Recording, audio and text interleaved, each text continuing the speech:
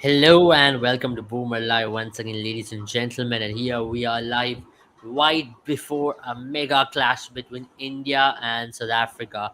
As you all know, this is the clash to know who's going to claim the position number one in the World Cup. India have been unbeaten so far in this World Cup with 7 wins out of 7 games, and South Africa have won 6 out of their 7 games and with a superior net run rate as well. I have Sandipani joining the show.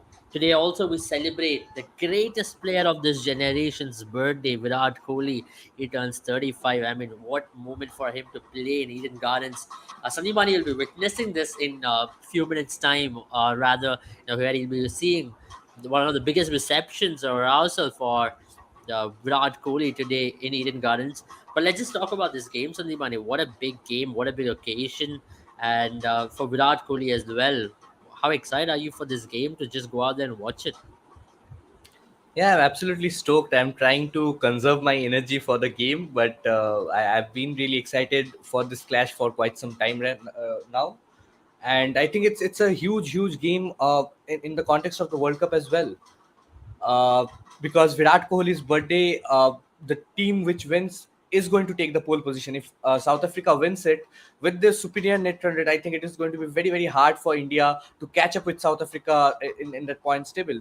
Although Yeah, even if India loses this one, they have that one scenario where they have a giant victory against Netherlands, whereas South Africa are not that convincing against Afghanistan. That is another scenario where India can still end in the first position after yeah, losing. But if South Africa loses, there is no chance that they can end in the pole position. So, I mean, India are at an advantageous position, courtesy the yeah. seven on the trot win start, Until unless South and Africa also I think loses South to Africa. Afghanistan, isn't it?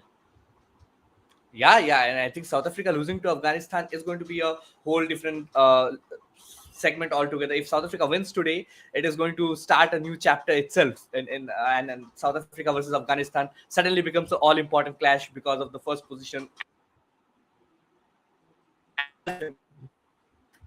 You're right. We just lost Sandipani's connection slightly there. Well, as Sandipani joins back when it comes to his connection, we will take the questions. Yeah, Sandipani will take the questions regarding the weather.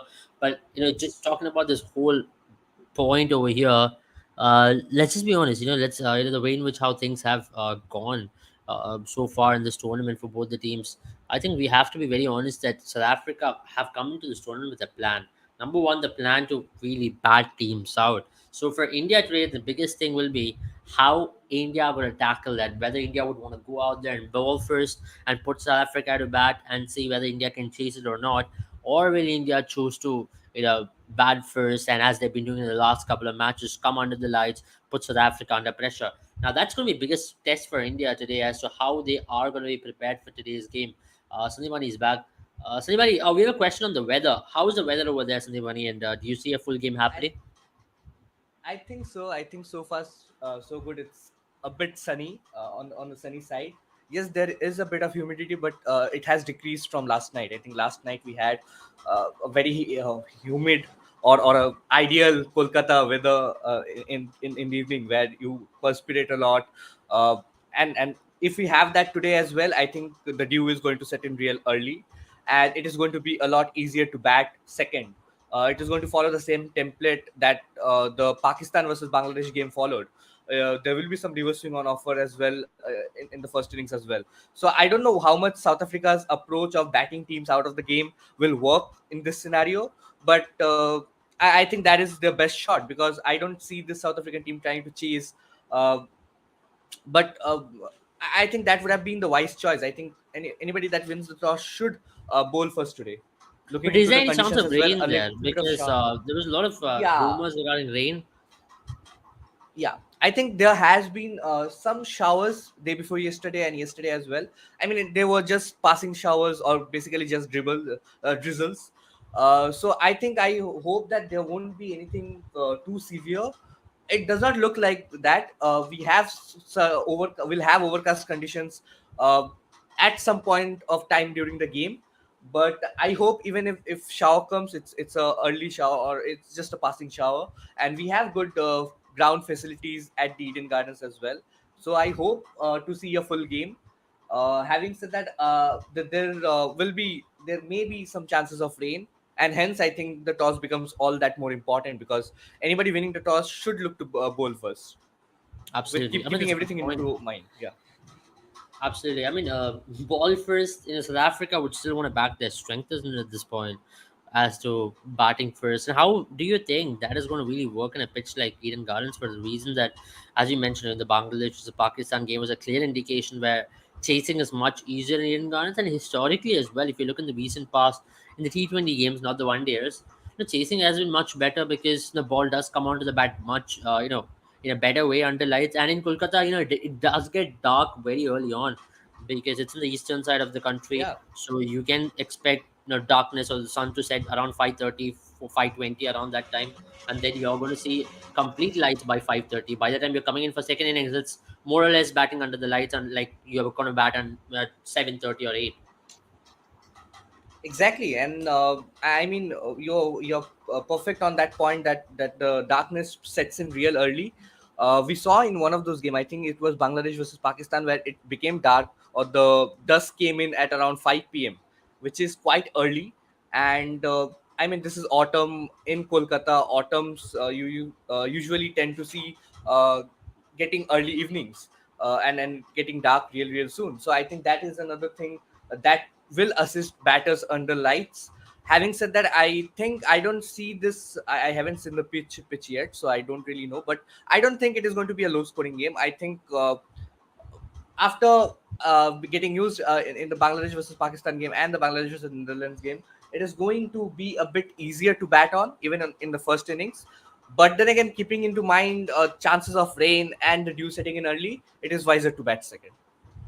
Right, right. Let's talk South Africa to start off with Quinton de Kock. I mean, it's having a phenomenal tournament to remember for him. I mean, not a lot of South Africans have had this kind of tournament in a long time, and he's absolutely, putting a benchmark on what the standard of a wicketkeeper batter in South African team should be. Because the next one who's going to take over that range is going to definitely fill in some big boots. So it's not going to be easy for Quinton de Kock's replacement right after the World Cup, whenever he's going to call it a day, to come in and take that particular position, because he's already set a huge benchmark. I mean, everyone's talking about Henrik Klaassen, but the fact of the matter is, any opening batter who's going to come in and fill in that shoes is not going to have it easy at all. But let's talk about Quinton de Kock and how big a threat he's going to be against India. If you look at historically, over the last 1 decade, he has been India's biggest nemesis whenever we have traveled in South Africa or when he's come to India. He has scored once against India in all conditions. Yeah, exactly. And also, I think Eden Gardens is a ground that he loves. Iconically, I mean, against KKR, he got that 140 runs of 70 deliveries. It was neutral venue back then, but even when he came to Eden Gardens, he scored some 70, 80 runs playing for Mumbai back then. Then you had him coming to Lucknow. So I think he has good stats at Eden Gardens as well. He loves it. And the kind of form that he is in, he does not really need a flat track to score runs. Having said that, I think the top three bowlers right now, the Indian seam bowlers, are on top-notch form. You have a Jasprit Bumrah. I would still love to see a Mohammad Siraj perform against other teams apart from Sri Lanka. With Hardik Pandya getting ruled out and Prasidh Krishna getting named as a replacement, Yeah. you don't see this team combination to be changing further, because But do now we you just have see Ishan Prasidh Kishan. Krishna coming in for today's game, maybe to give a rest to Siraj or a Bumrah, and maybe put in a Prasidh Krishna? Now that you have named the seamer, you can afford to rest Yeah. one of your mainstays just for this game, because we're very close to the knockout stage, and you don't want any pull-ups in the last moment, because a lot of teams have been suffering with that last moment injuries out of nowhere. Because this match, okay, is consequential, but at the same time very inconsequential when it comes to its qualification, where you don't have to keep that intensity of the utmost best, because now your eyes are on the semi-final. Regardless of where you finish in the table, you know that you're going to be playing a semi-final, and you know that you have to be at your absolute best in the semi-final. So, do you reckon that's going to really, take the team management to think about maybe resting one of our pacers? Yeah, I think so. I think that is a very valid point, but I think today's game is still consequential in terms of the qualification scenario. I mean, not just qualification scenario, the pole position scenario. And I think it is going to be a great advantage if you can finish in that number one position.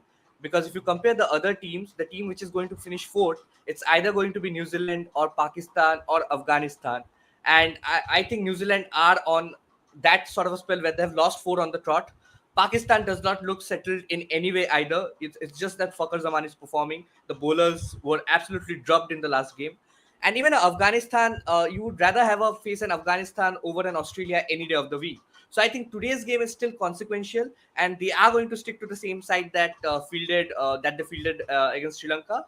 But come the game against Netherlands, you can probably get in a Ravichandran Ashwin, you can probably get in a Prasidh Krishna and give your pacers or some of the spinners a rest as well, and then focus on the semi-finals, because the last game becomes inconsequential if India can seal it off today itself. But if they are Yeah. not able to seal it off today, if they lose today, suddenly they'll have to win big against Netherlands, which is not going to be very difficult. But I still feel that they'll still need that core of fast bowlers to really dominate this Netherlands batting lineup, because they have looked comfortable against spin in the middle overs. Netherlands are actually suffering against the fast bowlers up front. So I think today's game, the result of today's games becomes extremely consequential for Team India, and hence think that they should stick to the same 11 and worry about injury concerns are a bit of a drop, and it can really cause an imbalance in that in your squad and the camaraderie as well. But having said that, I feel that they have a 1 week's rest time today. After facing today, they have 1 week's time to face Netherlands, and then there is around 10-11 days till the semi-finals. So I think players are fit enough, Indian players are fit enough to persist and play today, as well as go on to play the semi-finals, finals, and even the Netherlands game for that matter. So I think they should stick to the same 11. Talking about Quinton de Kock's form, I think the South African batters' form, not just Quinton de Kock's. Apart from a Temba Bavuma who hasn't really stepped up yet, there has been five players, or okay, you can even exclude David Miller, who hasn't had that sort of a knock in this tournament because he is not needed to. He was asked to perform in the game against Pakistan, where he contributed slightly, and then he was asked to perform in the game against Netherlands, where he did manage to score 40 odd runs. But apart from that, you have the five main batters, or the top four, excluding Temba Bavuma. Um, Rasivendra Dasan has scored two centuries, is looking in ominous form. You have a Quinton de Kock who is in the form of his life. You have Henrik Yeah. Klaasen and Aiden Markram who are doing the acceleration job in the middle out there perfectly well. But they Right. are going to face or come up against the best bowling lineup of the tournament. It's the best batting lineup of the tournament who have batted themselves to wins versus the team that have bowled themselves to But wins. can we So just it's going to be a discount South cracking one. African bowling as well? They have got one of the most, fierce bowling attack of this World Cup with four seamers. Just But so as talk the about Indian Punch batters, Taylor, talk right? about So Rabada. once again, I think in the Indian batters and the South African bowlers, I think we've lost Sandipani once again due to some connection issues. As he joins back once again, we'll just take on this. But yeah, as Sandeep was mentioning about the Indian batters with South African bowlers, but you have to just keep this in mind that South African bowlers have been very successful in this World Cup to make sure that teams are pretty scared of chasing scores against them because of the very fact that they get a lot more assistance under the lights. And we've seen similarly with Indian bowlers as well. These two teams have been one of the most balanced teams of this World Cup, primarily because of what they've been able to offer. Firstly, the very fact that they've been able to be very consistent with their lengths is one major factor. Yeah, Sandeep, are you back with me? Yeah, you were saying. Yeah. yeah, I was saying that South Africa have not been the best bowling lineup in this tournament, but they are definitely up there at the top.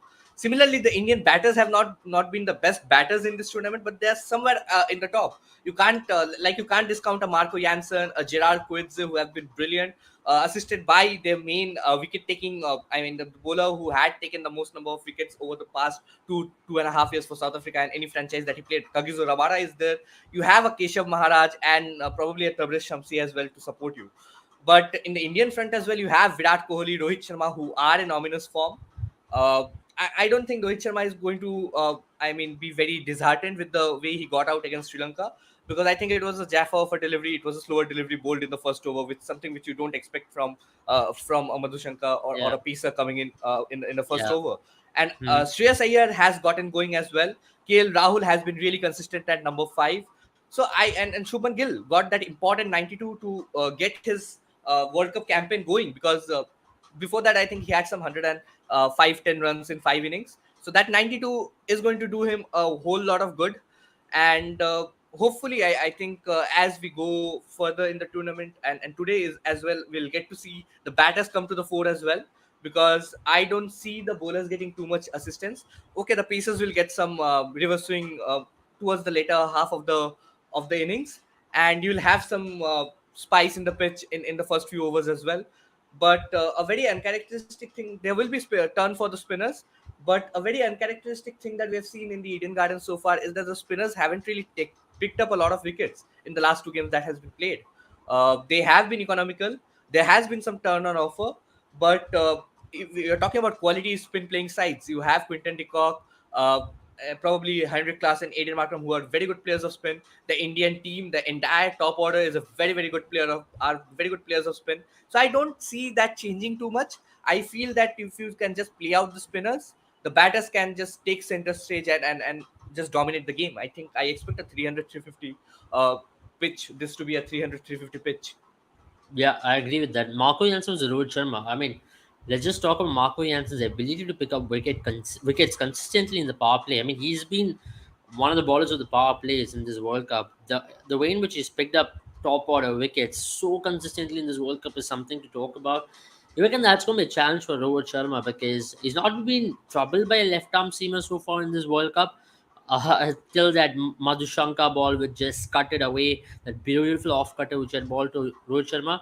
But Marco Jansen is going to be another challenge. He's got the height, he's got the awkward bounce, and he's going to trouble both Rohit Sharma and Shubman Gill for that matter because these both, I mean, especially someone like a Marco Jansen, Lungi Yengiri, in that Marco Jansen especially, likes to hit that length, hard length from there, get that awkward bounce, and also the full balls does swing in quite a lot. Exactly, and not just the swing. I think the bounce, as you mentioned, is going to be a very important thing to tackle with for Rohit Sharma and say some of the top orders as well. We have seen Kohli get out to quite a few short deliveries in this tournament. Probably the one against England where he really charged up to a good length delivery, rising up, didn't really center it. I mean, middle it with the bat. The game against Pakistan, the game against Australia where he was dropped. So Kohli has been a bit, I mean, tentative against the ball that is bouncing, and we have seen Marco Jansen get a lot of bounce, especially in the game against New Zealand. Eden Gardens is still a slightly slower track, so I don't know how much that bounce is going to really affect.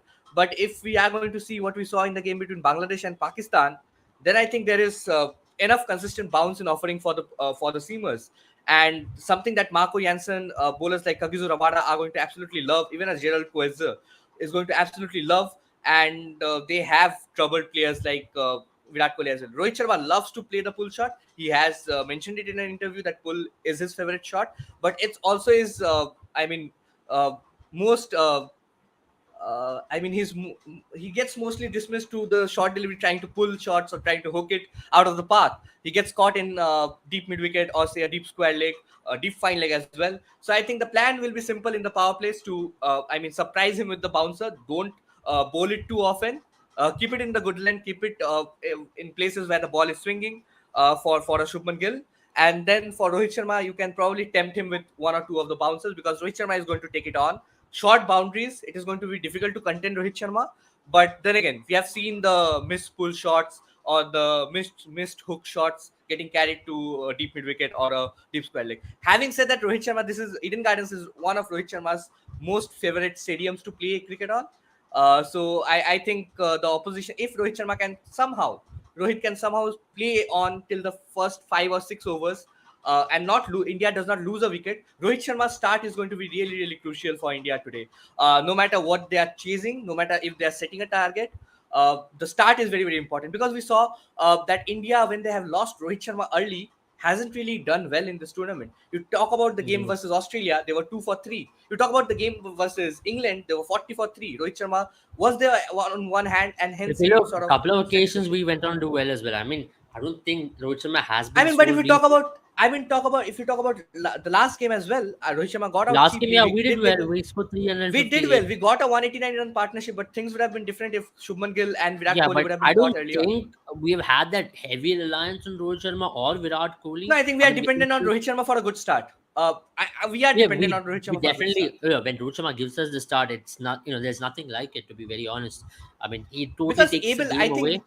I think we can both agree that that has been the main difference from, say, India's campaign in the 2019 World Cup. I mean, they have been really consistent in the group stages of the ODI World Cup throughout. But if you talk about India's decent successes in the white ball cricket as well, the power play batting has been a concern. Be it the T20s, be it the 50 over ODI cricket, the power play batting is one of those important facets that can really set the momentum in the innings. And we have seen if Rohit Sharma gets going, India are in excess of 60 runs at the end of 10 overs. He's trying to perform the role of a Virendra Sehwag from the 2011 World Cup. He is getting India off to a flyer. If he gets out early, you will see that India are taking those 7, 8 overs to sort of play at 3 runs, 4 runs per over. That sort of aggression is not there. But if Shubman Gill gets out early, we have still seen that Rohit Sharma attacking from one end with Virat Kohli sort of playing his natural game. India goes on to score 70, 75 runs in the 10 overs of the power play. So I think India have really capitalized the power play so far in this tournament. That has really helped them to sort of ease the pressure for them in the game against Yeah, New Zealand. The chase became really easy. The game against Afghanistan, Bangladesh, India went off to a flyer early on. They did lose wickets, but Rohit Sharma was there from one end, sort of playing that 40, 45 run knock to get India off to yeah, a flyer and then allow the momentum to flow into the innings. So I think that start is going to be really, absolutely. really important against a quality bowling like South Africa. Because if you lose an early wicket, bowlers like Marco Jansen, Kagiso Rabada are just going to be get on top of you, and they are going to produce a spell or produce a period of play where they can get in 4 or 5 overs without, conceding too much runs. And I think that pressure is something which we have seen. Even a class guy, even a world class player like Virat Kohli, we have seen him sometimes get a bit tentative, trying to up the ante when probably he's under pressure. 3 or 4 dot deliveries, and you see Virat Kohli become very, really, really restless. Even Shubman Gill, we saw in the game against Sri Lanka, he was playing 2, 3 dot deliveries, and then he was charging down the track, trying to play all those extravagant shots. On a day when it comes good for you, it looks brilliant. The team looks brilliant, but you wouldn't want to be on the wrong side of things today, especially. Yeah, to be honest, yes, to be very frank with you, how Virat Kohli and Rohit Sharma has played has been two different fiddles. To be very honest, the way in which Rohit Sharma has played, he's taken the aggressive option. On the other end of things, when you talk about Virat Kohli, he's been our anchor, to say the least. He's settled things down whenever we've lost an early wicket. Last game was a perfect example. Virat Kohli walked in the second ball of the innings and he made sure that we had a very smooth sailing, until 30, 28, 30 overs. And from there on, when he got out, by the time he got out, it was very easy for Shreyas Iyer or a KL Rahul to take up the job and to finish things off pretty well. So that's what Virat Kohli has done for us. And I think once again, if India loses an early wicket, because remember, with South African bowling attack, there's always a threat of losing early wickets or losing wickets in clusters. I think the responsibility will be on Virat Kohli to score big. Azil asks us, are we going to see a Virat Kohli 100? I mean, Sadibani, it'll be paisa vasool for you if you see a Virat Kohli 100 on his birthday right in front of you. Absolutely, absolutely. I think Paisa Vasool and some more as well. I think if Virat Kohli goes on to score that century, it is going to be. I hope it is going to be a priceless experience. But I totally agree with you. I think the top order collapse is something that India shouldn't look to. I mean, obviously they shouldn't look to do, but I think they should look to avoid, especially because they don't bat deep. You have a Surya Kumar Yadav coming in at number 6, Jadeja at 7, and that's it. Because we have seen the tail really wag its tail for some of the other teams, but India cannot go at the economy rate of 6. You don't have probably Mohammad Shami if he can toying the ball around, if he is in good form with the bat, he can probably give you that 6 to 7 runs per over sort of a system. But Jasprit Bumrah, Kuldeep Yadav, they are all players who can't really score at a rate of 7 runs per over, 6 runs per over. They are pure tailenders. They are really working hard on their batting game. But I still feel this Indian team heavily relies on their top 7 to perform with the bat, Yeah. and they just have the mainstay bowlers. So I mean, India are performing exceedingly well because the bowlers are on form, the batters are on form. So I think they should continue to do that, and they can't I mean, afford to lose wickets in cluster. yeah, I was just talking about the same thing. When we talk about the structure of the team right now, there's no Hardik Pandya for the rest of the tournament. The structure of the team remains at three pacers, two spinners, and five bowlers theory. I think India wouldn't mind doing that at this point because do you think that will really hamper India's confidence to any stage by saying that okay, we only have seven batters and rest our tail begins with number eight? You think that conservative approach might kick in now that we are going to the big games and the knockouts? Do you think that's going to play a factor at all? Yeah, definitely. I think the conservative approach did come into effect in the two games that India batted first. You saw in the game against England where they lost 3-4 wickets. They were a bit reckless. I would say that some of the shots that the Indian batters played were reckless. But you realize that a Bumrah and a Kuldeep Yadav, they realized that they had to play out 50 overs. I think the key for Team India is going to be to play out 50 overs. No matter if they lose, say, 5 or 6 wickets in the first 30-35 overs itself, they'll still have to look to capitalize on the 50 overs. It's not that you score at a rate of 7.5 and could only capitalize, say, 40-45 overs, because I think the team that is playing out 50 overs will be at a considerable advantage. India have the pace bowling, India have the spin, they have the bowling to restrict South Africa to under whatever they are scoring. But having said that, they'll have to survive those 50 overs. And the conservative approach was even seen in the game against Sri Lanka. You saw India lose Surya Kumar Yadav in the 41st over, and then you had Ravindra Jadeja and Shreyas Iyer playing conservatively till the 47th over. From when they realized they had just 18 balls and 5 wickets in hand, so they could go all in, and they did. So I think that approach is what we are seeing in Hardik Pandya's absence, something which we wouldn't Yeah. have seen if there was a Shardul Thakur or a Ravichandran Ashwin at 8. I think India would have sort of tried to attack the bowlers in the 41st, Do you think 46th, second over as do you well. think India kind of made a mistake? Ayer was Rabada, okay, SS 98 is Ayer was Rabada and the Jansen's carry. Yes, Iyer was a Rabada and Janssen Indeed, is indeed. scary as is 98, but at the same time, one factor which Iyer came out saying in the press conference is, I'm not scared of short balls. What weakness are you all talking about? So I think we've all been watching the wrong stuff all this while. I mean, we as analysts, we've been proven wrong by Shreyas Iyer, but I like the attitude from Shreyas Iyer, to be very honest. The way in which he likes to go into any game with the confidence that he carries. I mean, that's been his biggest strength. But Emil, Whatever honestly, what success did you he had expect? in his What did you career, expect Ayer to say? no, What did you to be expect very Ayer to honest, say? a He lot come of in and accept players the have fault. come out saying that, okay, I Yeah, have a weakness outside of him, I've worked on it. But the way in which he answered that question, the swagger which he carried, I mean, for a lot of people, it would have come across as very rude and very brash and very cocky. But I personally thought that, that's typical Shreyas Iyer for you. I mean, if you look at his career, exactly. he's not been a player who's immensely blessed with so much of talent. He's a player who's just carried himself on confidence. I mean, if you just look at the way he's played for Mumbai in 2016, 15, or the way in which he came into the bursted into the IPL scene in 2015, I think it was 2016, 15, Yeah, 15 onwards, how he burst 16, into the 16, IPL scene. 16, 16. Yeah. I think one factor which you always associated with Shreyas Iyer, or you still associate with Shreyas Iyer, is the confidence which he carries himself on the field with. I mean, every single time, whenever he is put under pressure, he comes out of it by just hitting it out. I mean, he also gets a lot of flack for doing that, so because on certain days when it doesn't come off, it looks awful. But on days when it comes off in a big occasion, it looks great. So that's one factor which you associate with Shreyas, and I think we need characters like Shreyas Iyer in the team. I know that he's got a weakness against short ball, and we all know that rather, but he doesn't really want. I think he works on it, because if you look at the training visuals, there was a 2 hour session just so that he faces short ball. I mean, you don't see a specific training section for a Virat Kohli or a Rohit Sharma, because they don't really work on something of that sort until and unless it was 2014 or Virat Kohli is struggling outside the off stump for every ball which is leaving him. But if you look at that particular training session visuals, Shreyas Iyer was just working on the short pitch bowling. I mean, that certainly means he was having that behind his mind and he wanted to get improve in it. So, and at the same time, one thing about Shreyas Iyer is also that he's not going to back away from a short ball. He's not a kind of player who's gonna duck and say that, wait a minute, I'm not going to play this short ball. I'll just let it go. He's going to take on the pull. And against Jansen and Rabada, it's not going to be easy at all, especially against Jansen, because the ball is going to climb on him.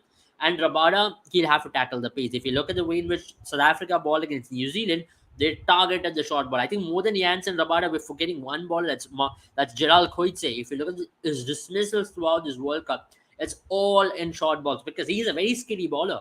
He might not be, he might not come across as the most fastest bowler in this tournament, but he's a very skillful and skilly bowler who hits the deck, who hurries on the batters, and that's where he's going to make a difference for the South African team. So India will have to vary not just a Jansen or Rabada, they'll have to vary a Lungi Ngiri, a Keshav Maharaj, and a Jalal Koiche. So that's why this is going to be India's biggest challenge.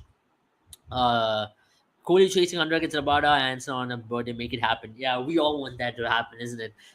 Just takes us back to that 2018 series where Virat Kohli was in supreme form against South Africa, where he was coming in and scoring century every other game.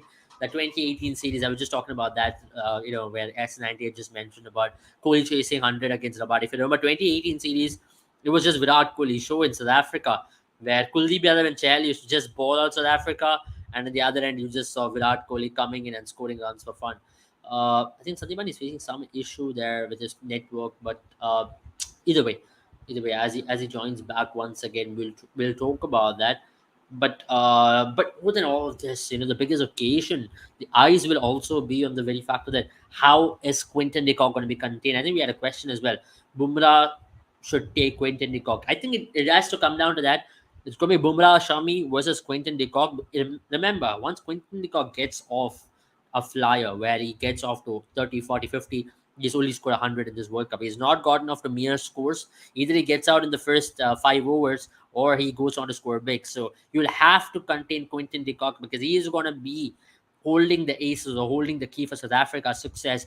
And to add to Quinton de Kock, as Teju mentioned, Temba Bavuma, remember, Temba Bavuma has got a decent record against India, even Rossi van der Dussen. So Rossi van der Dussen, Quinton de Kock, and Temba Bavuma.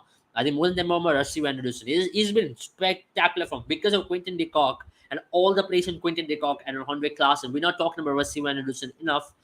I mean, the kind of tournament he's had, he's got a tournament to remember so far. He's really stepped up his game.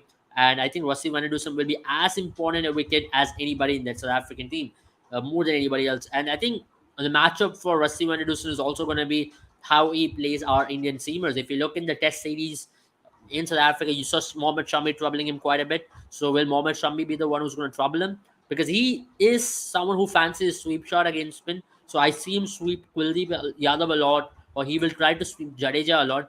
But against pace, can we put him to the pin him to the crease and make sure that he doesn't really get a move on? So Wasi Winnerduson is going to be an interesting matchup against Mohammad Shami, in my opinion.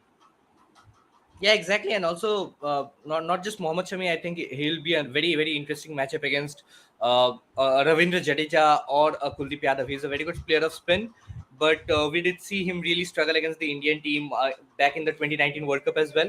If you remember that South Africa were reeling, batting first, and Rassi van der Dussen played a 55 ball 26 sort of a knock. Where it was a complete negative impact. I think what gets Van der Dussen going is if you give him some, he is once again a Babar sort of a player, a Virat sort of a player who takes those 20-25 deliveries to get going, and then he can score at a striker of 100 to 115 or 90 to 110 very smoothly. He'll rotate the strike, he'll hit boundaries of loose deliveries, and once he gets going it becomes really difficult. So early on you have to apply the pressure, you'll have to get your field in, and probably not allow him to rotate the strike, because he's that sort of a player who will not look to take too many risks early on in his innings.